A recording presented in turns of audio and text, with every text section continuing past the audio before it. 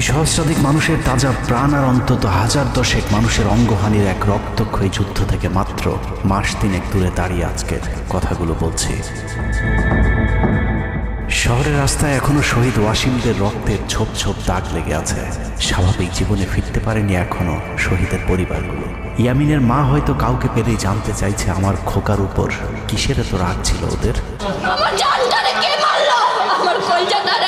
সে প্রশ্নের উত্তর হয়তো কেউ কোনোদিন দিতে পারবে না। বুকের ভেতর গুলি নিয়ে নিস্তেজ পড়ে থাকা শরীরটাকে ওরা যেভাবে কুকুরের মতো টেনে হিঁচড়ে খেয়েছে, সভ্য এই সমাজে সেই উত্তর কি আসলেই আছে? পুড়ে যাওয়া লাশগুলোর কথা মনে করে সারা জীবন হয়তো হৃদয়টা পুড়তে থাকবে হতভাগা সেই মায়েদের। শহীদ ওমরের মা এখনো মানুষ পেলেই হয়তো প্রশ্ন করছে, আমার ছেলের বুকে ওরা এতগুলো গুলি কেন করলো? মারার জন্য তো একটা গুলি যথেষ্ট।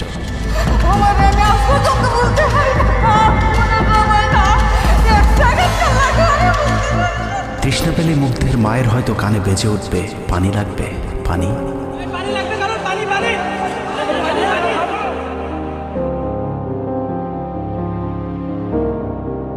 শুনেছি স্বাধীনতা অর্জনের চেয়ে রক্ষা করা অনেক কঠিন। স্বাধীনতার এই পতাকা সমুন্নত রাখতে যারা জীবন দিয়েছেন তাদের সে রক্ত যেন বৃথা না যায়। এ পতাকার জন্য যেন আর কাউকে জীবন দিতে না হয়। স্বাধীনতার এমন যুদ্ধ আর দেখতে চাই না। এ যুদ্ধের প্রতিপক্ষ অনেক হিংস্র, খুব নিষ্ঠুর। ওরা বুকে গুলি নিয়ে কাঁদতে থাকা মানুষকেও শান্তিতে মরতে দেয় না। ওরা আরও রক্ত চায়। 15 বছর মুসলিম নিধন করে ওদের এতটুকু অনুশোচনা নেই। রক্তের নেশায় এখনো বুঁদ হয়ে আছে হিংস্র পশু আত্মাগুলো। এদিকে এক পক্ষ নিজেদেরকে বিজয়ী ভেবে ঘরে ফিরেছে। ঘরে ফেরার আগে যাদের বাড়ি ঘরে আগুন দিয়ে ঘর থেকে বের করেছিল, সেই শত্রুকেই আবার তুলে নিয়েছিল নিজেদের ঘরে। লীগ নিষিদ্ধের কথা বলছে। এই নিষিদ্ধ করবার ম্যান্ডেটটা, নিষিদ্ধ করবার অধিকারটা তাদেরকে কে দিল? তারা এদেশের মানুষ, রাজনীতি করার অধিকার সকলের আছে। আমাদের কেড়ে নেওয়া যেমন অন্যায় ছিল, আমরাও আরেকজনের কেড়ে নেওয়ার অধিকার, এটা আমরা এভাবে বলি। আওয়ামী মানবরূপী দানব ঘাড়ের উপর বিষাক্ত কার্বন ডাই অক্সাইড ফেলছে, আর আমরা সেটাকে অক্সিজেন ভেবে বুকে নিচ্ছি। বিষাক্ত সাপ থেকে নিরাপদ না হয়ে সাপ নিয়ে খেলার পরিণতি কি হতে পারে সেটা বুঝতে খুব বেশি দেরি করবার প্রয়োজন নেই। আমার এই বার্তা আপনাদের কাছে পৌঁছানোর কয়েক ঘন্টা পরেই আপনার ঘরে যে শত্রুকে জায়গা দিয়েছিলেন তাদের সেই বিষমাখা মুখের বিষ আপনার গায়ে নেয়ার জন্য প্রস্তুত থাকুন। পূর্ব দিকে তাকিয়ে দেখুন, আকাশ আবারও কালো হয়ে এসেছে। খুটখুটে অন্ধকার দেখে ঝড়ের গতি যতটুকু ভাবছেন, অন্ধকারের সেই ঝড়ো বাতাস আসলে আলোর চেয়েও বেশি গতি নিয়ে ধেয়ে আসছে সবকিছু লণ্ডভণ্ড করে দিতে। প্রলয়ঙ্করী সেই ঝড়ের কবল থেকে প্রিয় মাতৃভূমিকে বাঁচাতে হলে দেশ রক্ষার পবিত্র দায়িত্ব যাদেরকে দেয়া হয়েছে, চলুন দেখে আসি তারা আসলে কতটা প্রস্তুত। জুলাইয়ের মাঝামাঝি পর্যন্ত সেনাবাহিনী ছাত্র আন্দোলন নিয়ে তেমন মাথা ঘামায়নি। ছাত্রলীগ যেদিন ঢাকা বিশ্ববিদ্যালয়ের ছাত্রীদের উপর আক্রমণ করেছিল, মূলত সেদিন থেকে সেনাবাহিনীর অভ্যন্তরীণ বিভিন্ন গ্রুপগুলোতে আলোচনা সমালোচনা শুরু হয়। 17 তারিখ সকল ডিভিশনের জিওসিরা অফিসার এবং সৈনিকদেরকে কোনো ধরনের গুজবে কান না দেওয়ার পরামর্শ দেন। জিওসিদের পক্ষ থেকে সাফ জানিয়ে দেওয়া হয়, সরকার মিসক্রিয়েন্টদের বিরুদ্ধে যথাযথ ব্যবস্থা নিচ্ছে। এটা নিয়ে সেনাবাহিনীর মাথা ঘামানোর কিছু নেই। 11 ডিভিশনের মেজর জেনারেল খালেদ আল মামুন, 55 ডিভিশনের GOC major general Mahbubur Rashid এবং কুমিল্লা ডিভিশনের জিওসি জাহাঙ্গীর আলম ছিলেন সবচেয়ে বেশি আক্রমণাত্মক। ছাত্রদের পক্ষে কোনো পোস্ট কিংবা প্রোফাইল পিকচার লাল করার বিরুদ্ধে তাদের ছিল কঠোর বার্তা। 17 জুলাইয়ের গুরুত্বপূর্ণ আরেকটি ঘটনা হলো, Hasina air chief marshal Hasan Mahmud খানকে বিমান বাহিনীর MI-17 হেলিকপ্টারকে এভি গান কনফিগারেশন লোড করতে বলেন, যা মূলত যুদ্ধকালীন চূড়ান্ত সময় ব্যবহার করা হয়। এয়ার চিফ হাসিনাকে উল্টো প্রশ্ন করেন, আমাদের সেনাবাহিনী কি এখনও ফেল করেছে? তাহলে এত দ্রুত বিমান বাহিনী কেন? বিমান বাহিনী প্রধানের মুখের উপর এমন বক্তব্যে শেখ হাসিনা প্রচণ্ড ক্ষেপে যান। এর পরপরই তিনি বিমান বাহিনী প্রধানের বিরুদ্ধে পদক্ষেপ নেওয়ার জন্য ব্রিগেডিয়ার জেনারেল ইমরান হামিদ এবং লেফটেন্যান্ট জেনারেল মুজিবকে নির্দেশ দেন। আর্মি ইন্টেলিজেন্স থেকে এই পরিকল্পনার তথ্য জেনে বিমান বাহিনী প্রধান ওই রাতেই তার নিরাপত্তার জন্য গাজীপুর থেকে এয়ার কমান্ড নিয়ে আসেন, যে ইউনিটটি এখনও বিমান বাহিনী প্রধানের নিরাপত্তার দায়িত্বে ঢাকাতেই অবস্থান করছে। যাই হোক, বিমান বাহিনী প্রধান সেদিন রাজি হলে ব্ল্যাকআউটের সময়টা আরও ভয়ঙ্কর হতে পারত। বিমান বাহিনীর সহায়তা না পেয়ে শেখ হাসিনা পরদিন র্যাব প্রধানকে ডেকে আদেশ দেন তার হেলিকপ্টার প্রস্তুত রাখার। র্যাব প্রধান হাসিনার আদেশ অনুযায়ী ছাত্রদের বিরুদ্ধে অপারেশনে হেলিকপ্টার ব্যবহার করেন। হেলিকপ্টারের গুলিতে যতগুলো হতাহতের ঘটনা ঘটেছে সবগুলোই র্যাবের হেলিকপ্টার থেকে করা হয়েছিল। র্যাবের পাশাপাশি ঢাকার বাইরে দু একটি পাদে প্রায় সবকটি ডিভিশনের জিওসিরা দেশের বিরুদ্ধে অবস্থান নিয়েছিলেন। ঢাকার বাইরে থেকে বিশেষ করে ডিভিশন সাপোর্ট ব্যাটালিয়নকে অগ্রাধিকার ভিত্তিতে ঢাকায় নিয়ে আসা হয়, কারণ তাদের সাথে এপিসি সুবিধা ছিল। এপিসি গাড়িগুলো মূলত ছাত্রদের বিরুদ্ধে চূড়ান্ত পদক্ষেপ নেওয়ার জন্যই আনা হয়েছিল। রাষ্ট্রীয় গুরুত্বপূর্ণ এলাকা কেপিআই রক্ষায় 19 তারিখে সেনা নামানোর সিদ্ধান্ত নেওয়া হয়। নিয়ম অনুযায়ী সেনাবাহিনীর কেপিআই রক্ষার দায়িত্ব পালন করার কথা থাকলেও বিভিন্ন জায়গায় দেখা গেছে সেনাবাহিনীর ছত্রছায়ায় পুলিশ এবং আওয়ামী লীগ ছাত্রলীগের সন্ত্রাসীরা ছাত্রদের উপর হামলা চালিয়েছে। কোথাও সরাসরি সেনাবাহিনীকেও গুলি চালাতে দেখা গেছে। এর মধ্যে ঢাকার 46 পদাতিক ডিভিশনের ইনফ্যান্ট্রি ব্রিগেডের ইউনিটগুলো ঢাকার প্রাণকেন্দ্রগুলোতে ছাত্রদের উপর সবচেয়ে বেশি দমন পীড়ন চালিয়েছে। অনুসন্ধানে 19 থেকে 23 জুলাই পর্যন্ত গণহত্যার সাথে জড়িত সেনাবাহিনীর কয়েকজন অফিসারের নাম উঠে এসেছে, যারা এখনো পর্যন্ত গুরুত্বপূর্ণ সব পদে বহাল আছেন, যা ডক্টর মোহাম্মদ ইউনূস সরকারের জন্য অত্যন্ত বিপজ্জনক। কতটা বিপজ্জনক সেটা বোঝার জন্য আন্দোলনের সময়টাতে ওই অফিসারদের ভূমিকা কী ছিল সেটা একটু দেখে আসি। আন্দোলনের সবচেয়ে বেশি রক্তক্ষেকো ছিলেন বিজিবির ডিজি মেজর জেনারেল আশরাফ। সূত্র জানিয়েছে ভারতীয় নাগরিকদের বিজিবির পোশাক পরিয়ে মাঠে নামিয়েছিলেন বিজিবির এই মহাপরিচালক। সেনাবাহিনী শেখ হাসিনাকে পদত্যাগের পরামর্শ দেওয়ার পরেও শুধু বিজিবিকে নিয়ে হত্যাকাণ্ড চালিয়ে শেখ হাসিনাকে ক্ষমতায় রাখার গ্যারান্টি দিয়েছিলেন মেজর জেনারেল আশরাফ। 5 তারিখ হাসিনা পালিয়ে যাবার আগ মুহূর্তে তিনি স্বরাষ্ট্রমন্ত্রীকে ফোন করে বলেছিলেন কয়েক হাজার মানুষ মারলেই পরিস্থিতি ঠান্ডা হয়ে যাবে, অতএব কোনো অবস্থাতেই যেন প্রধানমন্ত্রী পালিয়ে না যান। স্বরাষ্ট্রমন্ত্রীকে তিনি এমনটাই পরামর্শ দিয়েছিলেন। 5 তারিখ সকাল থেকে দুপুর পর্যন্ত ঢাকা শহরে সবচেয়ে বেশি তৎপরতা ছিল বিজেপির। ওই দিন সকাল থেকেই ঢাকার প্রবেশ পথগুলোতে চেকপোস্ট বসিয়ে তল্লাশি চালিয়েছিল মেজর জেনারেল আশরাফের বিজিবি। বিজিবির একটি সূত্র জানিয়েছে বিজিবি মহাপরিচালক প্রতিদিন সিওদের কাছ থেকে হিসেব নিতেন কে কতজন ছাত্র হত্যা করেছে। বিজিবি মহাপরিচালকের নির্দেশনায় খুনের সেই প্রতিযোগিতায় সবচেয়ে ভালো পারফর্মার ছিল কর্নেল রিদওয়ান।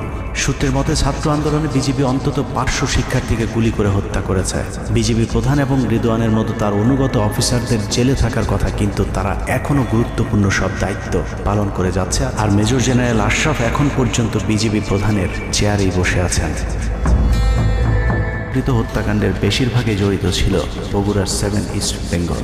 রহস্যজনক কারণে 7 ইস্ট বেঙ্গলকে এখনো পর্যন্ত বগুড়ায় ফেরত না পাঠিয়ে ঢাকাতেই রাখা হয়েছে। মেজর জেনারেল ফেরদৌস হাসান সেলিম, যার মা ছিলেন হাসিনার অত্যন্ত ঘনিষ্ঠ বান্ধবী। ফেরদৌস সেলিম শেখ হাসিনাকে ফুপু বলে ডাকতেন। 27তম বিএমএ লং কোর্সের এই অফিসারের পাসিং আউটে শেখ হাসিনা নিজে উপস্থিত ছিলেন, যদিও হাসিনা তখন বিরোধী দলীয় নেত্রী ছিলেন। ডিজিএফের পদে থাকাকালীন হাসিনার টাকা পাচার এবং থাইল্যান্ডের বিভিন্ন ব্যবসা দেখাশোনার দায়িত্ব ছিল তার। 5 তারিখের সময়টাতে গুরুত্বপূর্ণ কোনো পদে না থাকায় নিজেকে এখন আওয়ামী বিরোধী দাবি করছেন ফেরদৌস হাসান সেলিম। ভয়ঙ্কর বিষয় হচ্ছে ডক্টর মোহাম্মদ ইউনূসকে ভুল বুঝিয়ে ইউনূসের মিলিটারি সেক্রেটারির পদে বসে সব কুটচাল চলে যাচ্ছেন major general Ferdous Hasan. Guarantee দিয়ে বলে রাখলাম, সুযোগ পেলে সবার আগে ডক্টর মোহাম্মদ ইউনূসের মিলিটারি সেক্রেটারি নিজেই ইউনূসের গলা চেপে ধরবে। অতএব যত দ্রুত সম্ভব ডক্টর মোহাম্মদ ইউনূসের মিলিটারি সেক্রেটারির পদ থেকে তাকে সরাতে হবে। শেখ হাসিনার গণভবন ঠেকাতে সবচেয়ে বেশি শক্ত বলয় তৈরি করা হয়েছিল। অনুসন্ধানে জানা যায় শেখ হাসিনাকে রক্ষা করতে গণভবনের আশপাশে সেনাবাহিনীর অন্তত 13টি অস্থায়ী চেকপোস্ট বসানো হয়েছিল, যেখানে east Bengal regiment, field regiment artillery, Bangladesh infantry regiment, infantry brigade headquarter সহ সেনাবাহিনীর বেশ কয়েকটি চেকপোস্ট বসানো হয়েছিল শুধুমাত্র শেখ হাসিনাকে রক্ষা করার জন্য। সেনাবাহিনীর এসব আর্মি অফিসারদের সম্মিলিত অপারেশনে ছাত্রদের উপর চালানো হয়েছে নির্মম নৃশংস হত্যাযজ্ঞ। কিন্তু এই হত্যাকাণ্ডই সেনাবাহিনীর ভেতরে থাকা দেশপ্রেমিক অফিসারদের বিবেকের দরজা খুলে দিয়েছিল। 20 থেকে 23 জুলাই ইন্টারনেট বন্ধ করে যে পৈশাচিক হত্যাকাণ্ড চালানো হয়েছে, সেই দৃশ্য যখন একের পর এক সামনে আসতে শুরু করেছিল, তখন সাধারণ মানুষ যেভাবে স্তম্ভিত হয়েছিল, ঠিক একইভাবে সেনাবাহিনীর বিবেকবান জুনিয়র এবং মধ্যম সারির অফিসারদেরকেও ব্যাপকভাবে নাড়া দেয়। ভিডিওগুলো যত ছড়িয়ে পড়ছিল ততই থমথমে হয়ে উঠতে থাকে সেনাবাহিনীর অভ্যন্তরীণ পরিবেশ। 27 তারিখ প্রাপ্ত গোয়েন্দা তথ্যের ভিত্তিতে সেনাপ্রধানকে জানানো হয় পরিস্থিতি নিয়ন্ত্রণের বাইরে চলে যাচ্ছে।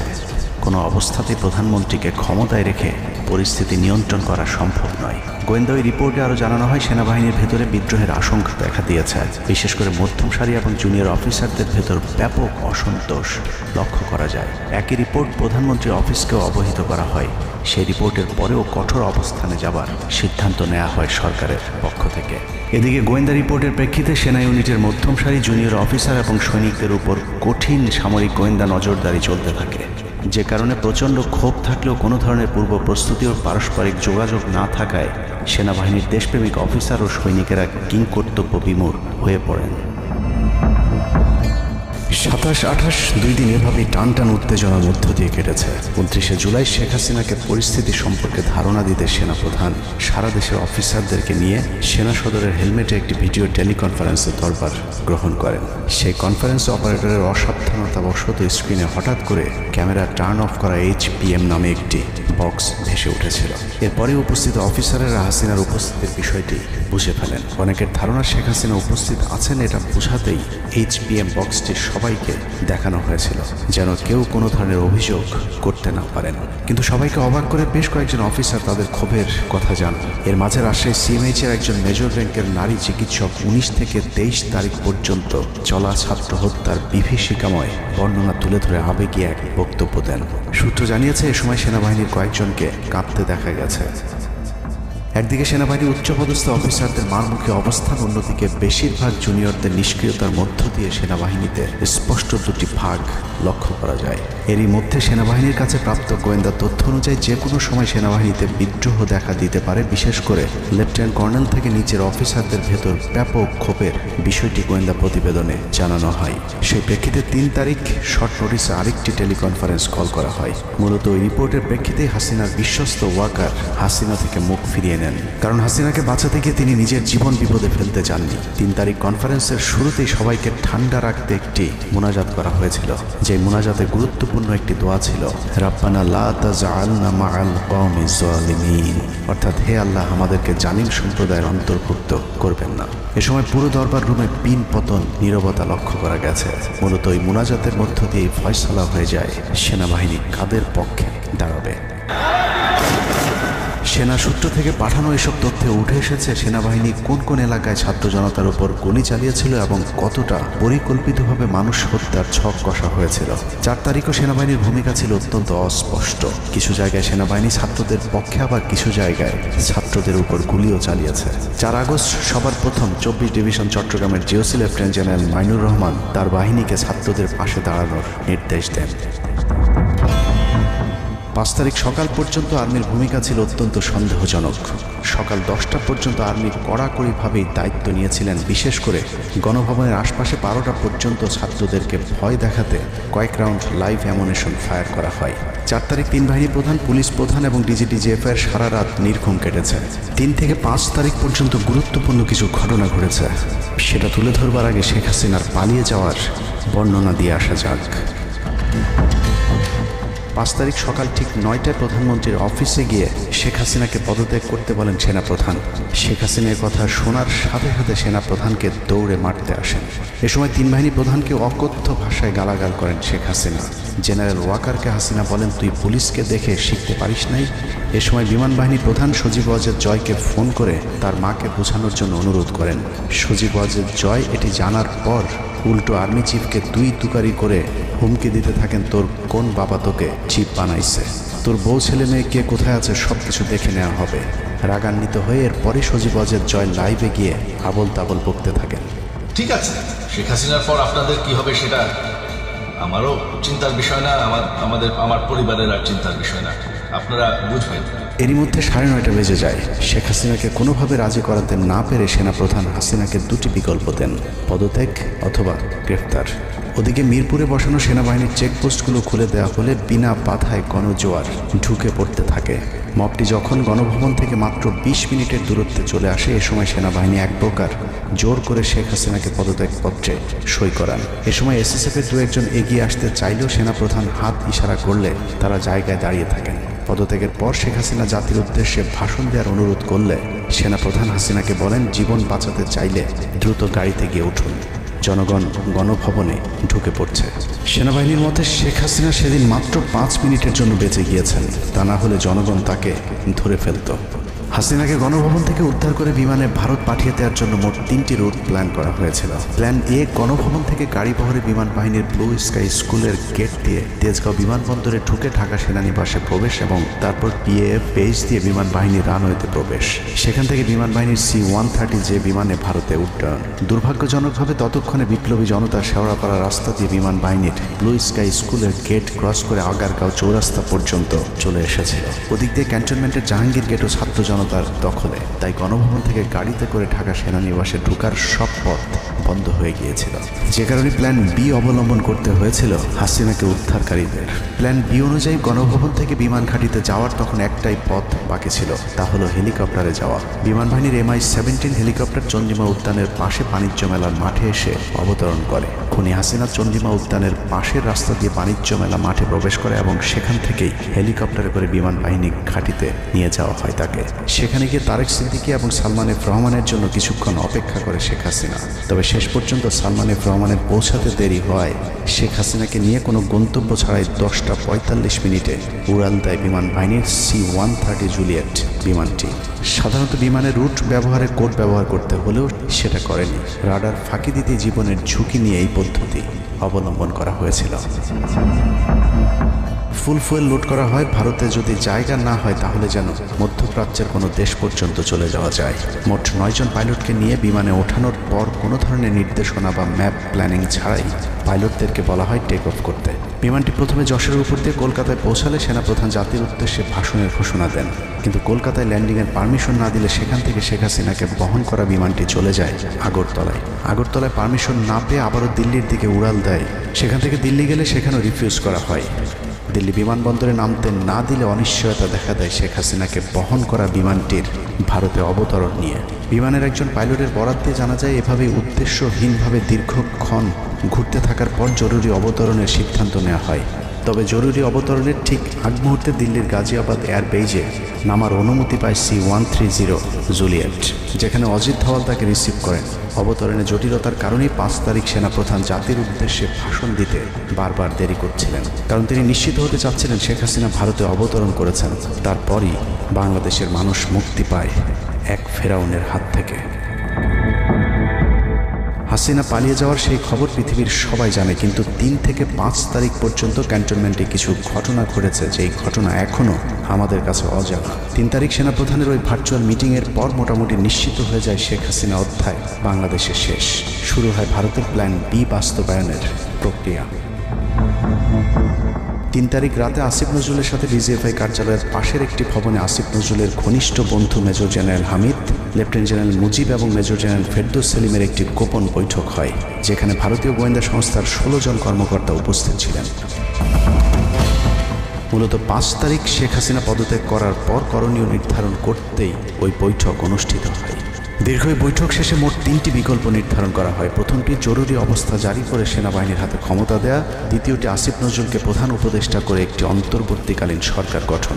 অন্তর্বর্তীকালীন সরকারের ভেতরে যেন ভারতীয় বলয়ের লোকজন বেশি সংখ্যায় রাখা যায় সেটা নিশ্চিত করার ব্যাপারেও আলোচনা হয় বৈঠকে, এবং সেটা নিশ্চিত করতে আসিফ নজরুলের পেছনে সেনাবাহিনীর ওই অংশটির সর্বোচ্চ সাপোর্ট থাকারও নিশ্চয়তা দেওয়া হয়। মূলত আসিফ নজরুলকে সামনে রেখে সেনাবাহিনীর মাধ্যমেই দেশ চালানোর পরিকল্পনা করা হয়েছিল 3 তারিখের ওই গোপন বৈঠকে। 4 তারিখ 3 বাহিনী প্রধানের মধ্যে দফায় দফায় বৈঠক চলেছে। সেই বৈঠক থেকে সিদ্ধান্ত হয় 5 তারিখ সকাল 9টার মধ্যে শেখ হাসিনাকে চূড়ান্তভাবে পদত্যাগের বিষয়টি জানিয়ে দেওয়া হবে। এর পরপরই আসিফ নজরুলকে আবারও ক্যান্টনমেন্টে ডেকে আনা হয় এবং শেখ হাসিনার পদত্যাগের পর আওয়ামী নেতা কর্মীদেরকে যতটা সম্ভব নিরাপত্তা দেয়া, বেসরকারি বিভিন্ন প্রতিষ্ঠানগুলোতে যতটা সম্ভব আগের কর্মকর্তাদেরকে রেখে দেয়া এবং বিটিআর হত্যাকাণ্ড নিয়ে কোনো ধরনের পদক্ষেপ না নেওয়া সহ বেশ কিছু করণীয় ঠিক করে দেওয়া হয়। দীর্ঘ সেই আলোচনার কারণে 4 তারিখ সারা রাত ক্যান্টনমেন্টে অবস্থান করেছেন আসিফ নজরুল। তাৎক্ষণিক আসিফ নজরুলের কাঁধে দুটি দায়িত্ব দেওয়া হয়: আর্মির প্রতি সকলের আস্থা তৈরি করা এবং হাসিনার পদত্যাগের পরপর ছাত্রদেরকে সেনাবাহিনীর নিয়ন্ত্রণে নিয়ে আসা। কথা মতো আসিফ নজরুল 4 তারিখ রাত এবং 5 তারিখ খুব সকালে ক্যান্টনমেন্টে বসে ফেসবুকে তিনি দুটি পোস্ট করেন। পোস্টের প্রথমটি 4 তারিখ রাতে সেনাবাহিনীকে প্যাট্রিয়ট সম্বোধন করে করা হয়, যেন সেনাবাহিনীর প্রতি ছাত্র জনতার আস্থা বেড়ে যায়, এবং পরেরটি সংখ্যালঘুদের বাড়িঘরে হামলা না চালানোর অনুরোধ করে পোস্ট করা হয়। দুপুর 12টার আগে আসিফ নজরুলের করা হিন্দুদেরকে নিয়ে ওই পোস্টে প্রমাণ করে আসিফ নজরুল আগে থেকেই জানতেন কিছুক্ষণ পর আসলে কি ঘটতে যাচ্ছে। আমরা এখন আর্মি চিফের সাথে একটা আলোচনায় আছি। আমি যতটুকু ওনার সাথে কথা বলেছি আমার কাছে মনে হয়েছে, আশা করছি আপনাদের জন্য অনেক বড় সুসংবাদ আসছে। বিজয়ের খবর আগেই জেনে যাওয়াটা সমস্যা না, কিন্তু সমস্যা হলো আসিফ নজরুল সবাইকে আন্দোলনের কেন্দ্রবিন্দু ঢাকা বিশ্ববিদ্যালয়ে যেতে না বলে ক্যান্টনমেন্টের সুখবরের অপেক্ষায় থাকতে বলেন। মূলত আসিফ নজরুলের ওই ফাঁদে পা দিয়ে ছাত্র জনতার জুলাই আগস্ট বিপ্লবের বিজয় হাতছাড়া হয়ে গিয়েছিল। ছাত্র নেতাদের সরলতাকে কাজে লাগিয়ে আসিফ নজরুল নাহিদ আসিফদেরকে সেনাপ্রধানের কাছে আসতে বলেন। নাহিদ, আসিফ, মাহফুজরা সেনাপ্রধানের কাছে যাবার আগে আসিফ নজরুলের প্রধান উপদেষ্টা হবার বিষয়টি চূড়ান্ত হয়ে যায়।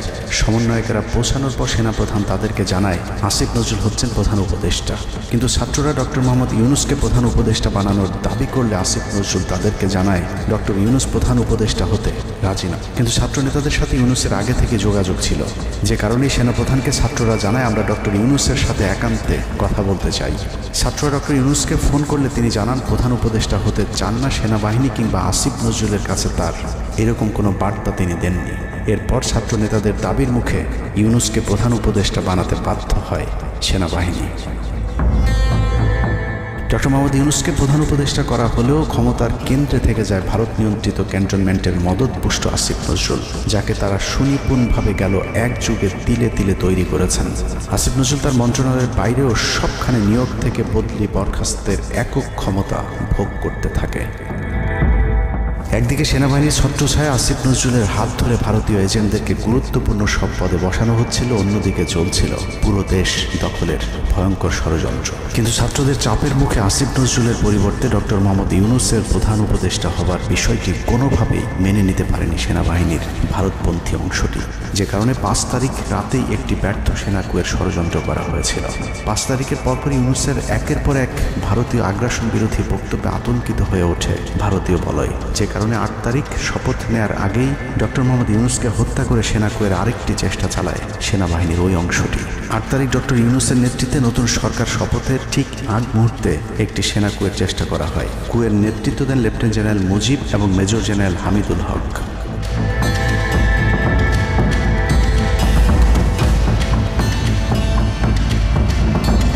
কিন্তু পশ্চিমা একটি গোয়েন্দা সংস্থা বিষয়টি দ্রুত সেনাপ্রধানকে জানালে জেনারেল ওয়াকার তাদের পরিকল্পনা ভণ্ডুল করে দেয়। সেনাপ্রধান তাৎক্ষণিকভাবে লেফটেন্যান্ট জেনারেল শামীমকে পিএসও এএফটি থেকে সিজিএস হিসেবে নিয়োগ দেন এবং মুজিবকে কিউএমজি থেকে আটডোরে বদলি করেন, যদিও 8 তারিখ রাত থেকেই মুজিব পলাতক রয়েছেন। এরপর 12 সেপ্টেম্বর তাকে সেনাবাহিনী থেকে বরখাস্ত করা হয়। একই দিনে লেফটেন্যান্ট জেনারেল হামিদুলকে স্বেচ্ছায় অবসরে পাঠানো হয়। এনডিসি থেকে মেজর জেনারেল সাইফুলকে মিনিস্ট্রি অফ ফরেন অ্যাফেয়ার্স এবং চিফ অফ জেনারেল স্টাফ শাহিনকে এনডিসিতে পাঠানো হয়। কয়েকজনের ব্যাপারে পদক্ষেপ নেওয়াটা যেমন স্বস্তির, তেমনই ষড়যন্ত্রকারীদেরকে যেখানে বদলি করা হয়েছে তাদের প্রতিটি পদই অত্যন্ত গুরুত্বপূর্ণ, যা বর্তমান সরকার এবং দেশের স্থিতিশীলতার জন্য চরম বিপজ্জনক। কতটা বিপজ্জনক সেটা জানতে চলুন শুরুতেই যে প্রলয়ঙ্কারী ঝড়ের কথা বলেছিলাম সেখানে ফিরে যাওয়া যাক।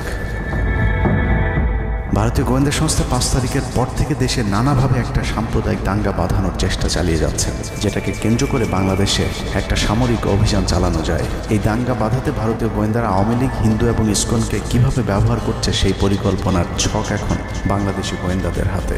একটি গোয়েন্দা সংস্থা থেকে যেসব তথ্য আমার কাছে পৌঁছেছে তা রীতিমতো এই দেশের অস্তিত্বের জন্য হুমকি স্বরূপ। আওয়ামী লীগ, হিন্দু আর ভারতের এই চক্রান্ত যদি সঠিকভাবে মোকাবেলা করা না যায় তাহলে অচিরেই বাংলাদেশের অবস্থা হবে হায়দ্রাবাদের মতো।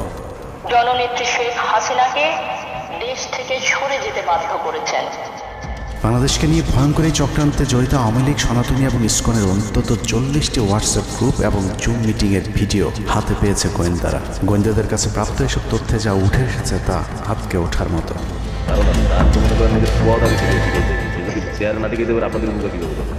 সেনাপ্রধান জামাত হলে এতদিন আওয়ামী লীগ বাইকে ফেলা দিত, ঠিক আছে?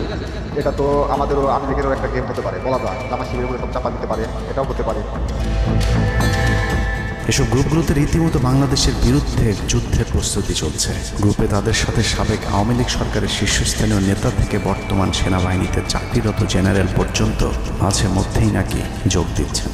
নানক ভাই থেকে শুরু করে আমাদের সুজিত দা, তারপর আরো অনেক টপ লেভেলের যারা মন্ত্রী, মিনিস্টার, প্রতিমন্ত্রী, তারপর ইভেন কামাল ভাই। তো এখন বিষয়টা হচ্ছে যে ইভেন রাষ্ট্রপতির যে একেবারেই মানে কি বলে, তার যে একেবারে মানে রাইট হ্যান্ড সচিব, উনিও আমাদের সাথে যদি জয়েন করছেন। তো এখন ওনারা আসলে ভালো হইতো, যারা যারা আসেন আসলে ভালো হইতো। অনেক আমাদের এখানে প্রায় 12 থেকে 13 জন আপনার এমপি এসে কথা বলেছেন, যেটা আপনারা জানেন না, ঠিক আছে? বাংলাদেশে একেবারে টপ লেভেল সামরিক বাহিনীর 4 থেকে 5 জন জেনারেল লেভেলের লোকজন ওনারা এসে এখানে বসে থেকে আমাদের লাইভ শুনে গেছেন। আমাদের প্রধানমন্ত্রী উনি নিজে এসে বসে থেকে গেছেন। গ্রুপের সবচেয়ে ভয়ঙ্কর তথ্য পাওয়া গেছে ভুয়া মুক্তিযোদ্ধা জেডাই খান পান্নার মেসেজ থেকে। আওয়ামী এই আইনজীবী শহীদ সাইফুল ইসলাম আলিফের হত্যাকাণ্ড নিয়ে চাঞ্চল্যকর তথ্য দিয়েছে জেডাই খান পান্না। একটি চ্যাটিংয়ে তিনি লিখেছেন, দাড়িওয়ালা উকিল বেশি হয়ে গিয়েছে, আরও 2-1টারে খেয়ে দেওয়া আদালতে আমরা আছি, এখন অল্প কদিন জেলে থাকলেও 30 তারিখের পরে পুরস্কার পাবা। আরেকটি মেসেজে তিনি লিখেছেন, সুযোগ হাতছাড়া হয়েছে তোমাদের কারণে, কালকে সব হয়ে যেত। পরিকল্পনা ছিল কুপিয়ে মারার পর হিন্দুদের বাড়িতে হামলা হলে ভারত থেকে ট্রুপ চলে আসবে। ওরা যেহেতু হামলা করেনি, তোমাদেরই উচিত ছিল নিজেরা নিজেদের বাড়ি ঘরে আগুন দেওয়া। পেছনের ঘটনা বাদ দিয়ে 30 তারিখের পরিকল্পনায় মনোযোগী হও সবাই। শহীদ আলিফ হত্যাকাণ্ড নিয়ে আরেকজন লিখেছেন, কালকে আদালতে একটা লাশ পড়বে, হিন্দু ভাইদের পাশে আমাদের সবাইকে থাকতে হবে, ব্রিগেড মেজরের কমান্ড মেনে চলতে হবে। 30 তারিখের কর্মসূচি নিয়ে গ্রুপটিতে সশস্ত্র যুদ্ধের মাধ্যমে দেশ দখলের ভয়ঙ্কর সব আলোচনা করার ভিডিও হাতে এসেছে আমাদের।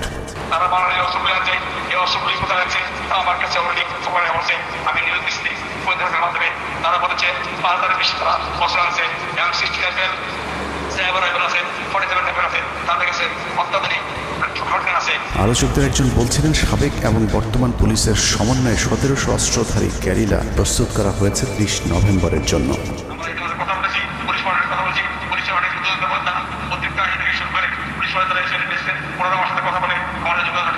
ঢাকা শহরকে কিভাবে ব্লক করা হবে সেই পরিকল্পনাও করা হচ্ছে এসব জুম মিটিংগুলোতে।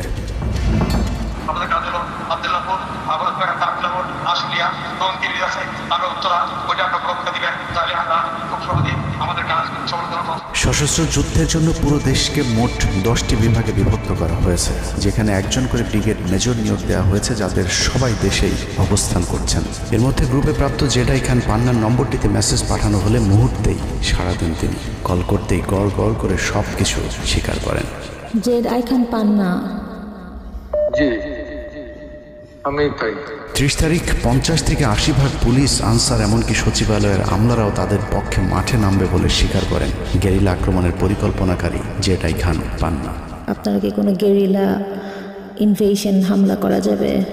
ঢাকার স্টুডেন্টরা যদি এখনো সাপোর্ট আছে, অর্গানাইজ হইতে নামে, এই অ্যাডমিনিস্ট্রেশনের 50% না 80% লোক নামে আসবে, পার্টিকুলারলি পুলিশ অফিসার এবং সেক্রেটারিয়েট থেকে। পালিয়ে যাবার আগে এই ভিডিও প্রচারের সাথে সাথে রাষ্ট্রদ্রোহিতার অভিযোগে তাকে গ্রেফতার করতে হবে, তাহলে চক্রান্তকারীদের আরও পরিকল্পনার তথ্য পাওয়া যেতে পারে। ভবিষ্যতে এ ধরনের ষড়যন্ত্র বন্ধ করতে গ্রুপে থাকা সকলের মোবাইল নম্বর এবং চেহারা থেকে শনাক্তের পর দ্রুত গ্রেফতার করতে হবে। সূত্র জানিয়েছে, ডিজিএফআই প্রধানের প্রত্যক্ষ তত্ত্বাবধানে চলছে এসব দেশ বিরোধী তৎপরতা। আর্মিকে ম্যাজিস্ট্রেসি পাওয়ার দেওয়া হলেও তাদেরকে ক্ষমতা প্রয়োগ করতে দেওয়া হচ্ছে না, যে কারণে আওয়ামী লীগ নেতারা বেশিরভাগ এখনও দেশে থাকলেও তাদেরকে ধরা হচ্ছে না। অতএব সেনাবাহিনীর উচ্চপদস্থ হাসিনাপন্থী অফিসারদেরকে দ্রুত সেনাবাহিনী থেকে সরাতে হবে। 5 তারিখ সেনাপ্রধান যে ভূমিকা রেখেছেন তার জন্য তিনি অবশ্যই প্রশংসার দাবিদার, কিন্তু সেনাপ্রধানকে প্রমাণ করতে হবে তিনি আসলেই নায়ক নাকি খলনায়ক। 5 তারিখের পরেও সেনাবাহিনীর গুরুত্বপূর্ণ পদগুলোতে রদবদল না করা এবং গুম খুনের সাথে জড়িত অফিসারদের বিরুদ্ধে কোনো ব্যবস্থা না নেওয়া সহ বিডিআর হত্যাকাণ্ডের বিষয়ে দৃশ্যমান কোনো পদক্ষেপ না নেওয়া খুবই সন্দেহজনক। সূত্র জানিয়েছে সেনাপ্রধানের স্ত্রীর সাথে প্রতিনিয়ত শেখ হাসিনার যোগাযোগ রয়েছে। অতএব সেনাপ্রধানকে দ্রুত তার অবস্থান পরিষ্কার করে সেনাবাহিনীর গুরুত্বপূর্ণ পদগুলোতে নতুন করে নিয়োগ দিতে হবে। সেনাবাহিনীর জুনিয়র এবং মধ্যম সারির অফিসার এবং সৈনিকদের সবসময় দেশের স্বার্থে যুদ্ধের জন্য প্রস্তুত থাকতে হবে। মনে রাখতে হবে সেনাবাহিনী আমাদের আস্থার প্রতীক। সিনিয়র অফিসারদের দেশবিরোধী আদেশ এলে সৈনিকদেরকে নিয়ে তাদেরকে প্রতিহত করতে হবে। মনে রাখতে হবে সংখ্যায় আপনাদের মতো দেশপ্রেমিকদের সংখ্যায় এখনও সেনাবাহিনীতে বেশি। দেশের যে কোনো প্রয়োজনে সেনাবাহিনী যদি জনগণকে ডাক দেয় তাহলে এ দেশের প্রতিটি মানুষ জীবন দেওয়ার জন্য প্রস্তুত রয়েছে। ডক্টর মোহাম্মদ ইউনূসের পাশে থাকা ভারতীয় গুপ্তচর আসিফ নজরুল, মিলিটারি সেক্রেটারি ফেরদৌস হাসান সেলিম এবং প্রেস সেক্রেটারি শফিকুল আলমকে দ্রুত সরাতে হবে। প্রধান উপদেষ্টার সাথে ছাত্র নেতাদের সাক্ষাতের পথ সহজ করতে হবে। আসিফ নজরুলরা অসৎ উদ্দেশ্যে মাহফুজ আলমকে তার পাশ থেকে সরিয়েছে। অতএব যত দ্রুত সম্ভব মাহফুজ আলমকে আবারও বিশেষ সহকারীর পদে ফিরিয়ে আনতে হবে। গুরুত্বপূর্ণ যে কোনো সিদ্ধান্তের ক্ষেত্রে নাহিদ এবং আসিফদের মতামত প্রধান উপদেষ্টাকে গুরুত্বের সাথে নিতে হবে। জেডাই খান পান্নাদের ষড়যন্ত্র এবার সফল না হলেও এই ষড়যন্ত্র চলতেই থাকবে। বাংলাদেশের প্রতিটি মানুষকে চোখ কান খোলা রাখতে হবে, মনে রাখতে হবে শত্রু আপনাদের ঘরের কোণেই। ভারত যদি বাংলাদেশে আক্রমণ করে তাহলে সবার আগে আওয়ামী লীগ আর শ্রীকৃষ্ণের ভক্তরাই আপনার গলায় ছুরি ধরবে। অতএব শত্রুরা যেন আবারও বাংলাদেশের স্বাধীনতাকে ভারতের কাছে বিক্রি করতে না পারে সেদিকে সবাইকে লক্ষ্য রাখতে হবে। আল্লাহ হাফেজ।